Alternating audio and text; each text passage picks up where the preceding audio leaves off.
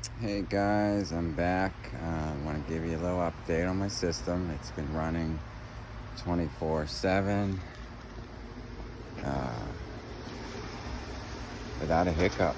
I mean, I've had to come out and switch the battery banks like once or twice, but it's been going great. Prop this door open here. Okay, so what I got is 12 AGM batteries down here. This is bank, AGM bank. This is the lithium bank. There's 10 modules, 48 volts. I want to say they're 300 watt hours a piece, maybe a little over that. They are reading, let's see if you can see that number there. There we go. 379, 38, and that's this module and this module. I'd show you the measurements of the other modules, but it's too hard for me to film and change those around. But there's not a BMS on these. They're running off the Growatt over here, which I have set. I got it set pretty low on the charging amps and my maximum charge and my minimum discharge, so that I don't overwork those lithium batteries. They are a high drain module, but I don't want to push the limits right now. It's just all trial and error right now. The power coming in right now is from these cells. They're 250 watt solar cells, 24 volts, and I have 5 in series. There's 3 up there that aren't getting used at the moment, but I got to add more to the array to even that number out a little bit. The 4 panels just wouldn't turn the charging option on this Growatt. This one is the 3000 48 volt. Again, there's 12 AGM batteries. The lithium bank is here, this key. I just turned this key. And the AGM bank is here, fused, and there's breakers. Each module has a 150 amp fuse on it. The top one is a 40 amp or 60 amp fuse on the top module, because I did something dumb and touched a wire where I shouldn't have. So I blew the 150 amp and I didn't have a replacement. But it works. I don't even pull 40 amps off of these. Okay, so this battery down here is the 12 volt. It runs the actuators up there. See that one there and that one up there. Whenever I can use the eye that follows the sun, but I'm not confident that it's doing it right, so I just use the remote and I just push the button and it moves really slow.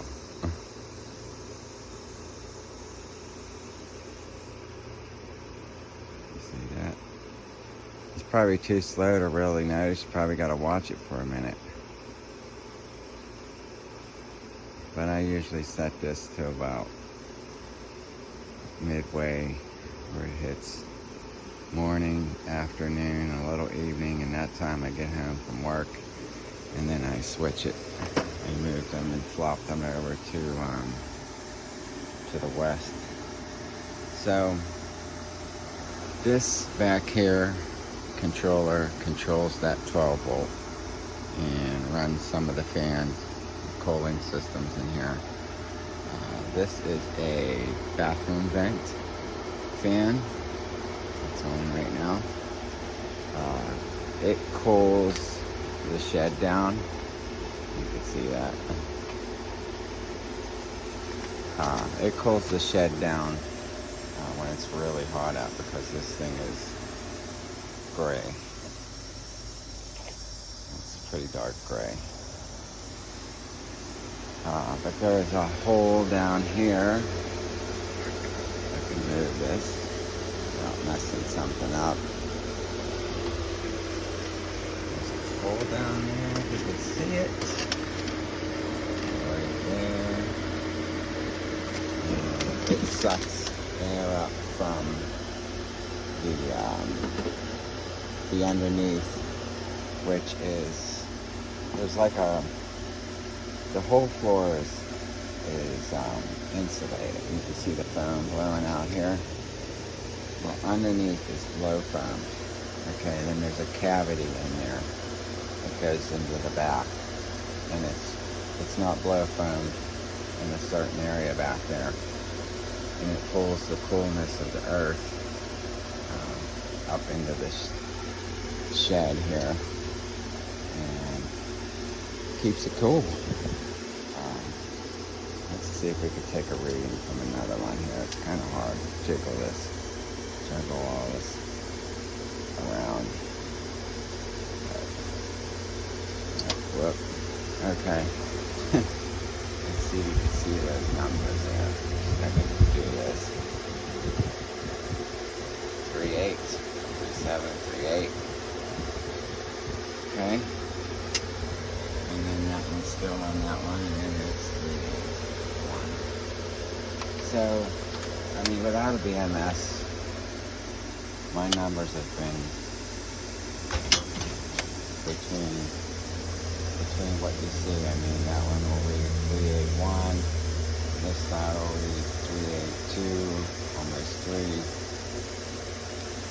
And sometimes we just harmonize 381, 381. But most of the time, they're exact, unless I run them all night and then get up in the morning, they're all, one or two numbers off. Not too bad. Solar is pulling in. I'm at 140 volts coming in. That's the series hookup on the panels. And 50%. There's my amps I'm pulling. There's my total kilowatt hours made so far. I mean, that's a big number. So, I would have liked it to be like 700 instead of 300 and something. But with, 5 panels, 3 I'm not using, which is killing me. I can't get that number up high until I get those other 2 panels to finish that array. I'm gonna set up another one, probably like right here, another array, and they're gonna run in tandem. But this is my rack I built. The tubing, you see there, it's a thin wall, 3.5 inch tubing. The aluminum is a rigid Schedule 40 4-inch pipe, I believe, and it is cemented into the ground with like 5 grounds hooked to it, and then there's a ground that runs into the shed here, and the shed is ground itself, and then the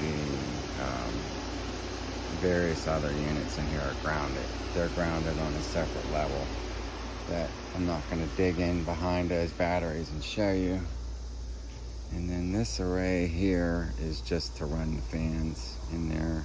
There's a couple fans in there that I didn't show you. But as soon as the sun comes up, this turns the fans on. They're fused inside, and there's a 15 amp fuse here.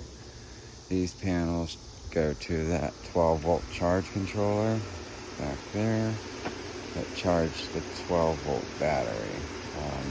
I'm going to add another battery here because I seem to use this little 400 watt inverter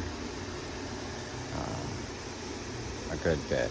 So one battery just doesn't do it for, run a drill or a grinder off of that. And then I'm going to put an outlet out here that runs off the Growatt. So I have the best of both worlds, 12 volt and 48 volt in this shed. Also, I have an AGM and lithium bank. So what I did was I ran the house wire underground here, and it runs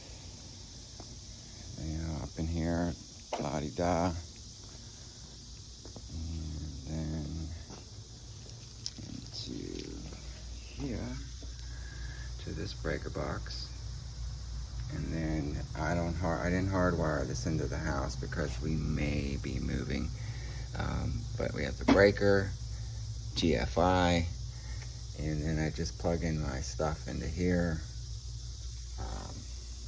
and it runs various things. I charge stuff. I keep these guys warm. These are the new chicks. They're snoozing. That one brown one has one eye, and I think he's a rooster, and he's really mean. Like, he's pissed off all the time. But I wanted to show you this battery. This was one of my first builds.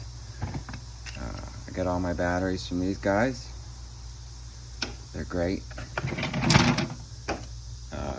These are the off the modules. These are the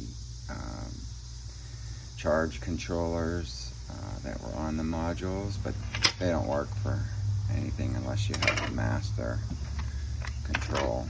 So, but I built this monster. It is 58 volt battery, and it's kind of crazy looking, I know. I got jumper cables running off of it, and then this fuse right here will plug into this right here, and then it'll turn the wires. The wires are live once you hook that fuse up. But it was just something. I wanted a big battery, and I was going to use it as a backup, but it doesn't run a whole lot of stuff for long. It'll run, it'll run some heavy duty stuff, but it won't run it for long. So I don't know if it's because I don't have it charged up the whole way, but if I charge it the whole way, it'll probably be like a 60 volt battery. So I just wanted to show you that. My breaker, what I power is 2 full-size refrigerators, lights, air filter, purifiers. I have one upstairs, one downstairs. Those seem to use pretty much as the refrigerators do. I mean, when they're running, they suck the juice down. But everything's good here. And the next video, I'm going to put a load on these guys and see what they can do. There's 10 batteries there, like I said, and they are 48 volts. piece. And they're wired in series. So it goes up, up, up, up, over, down, down, down, down, down. Negative, positive. So as a sense, it's one big battery. And the number is 384. So let's take a look at this guy. See what we got. See where you can see that. Which one should I get here? Which one, guys? Let's go for this guy up here.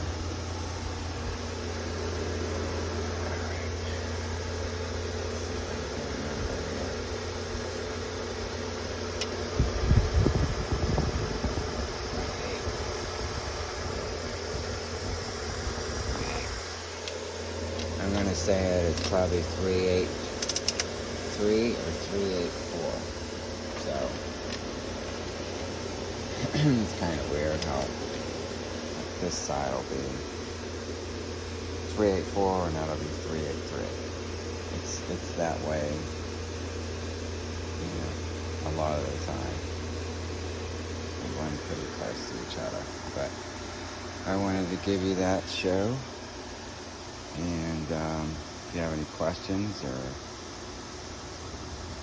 concerns, drop me a comment, like, subscribe.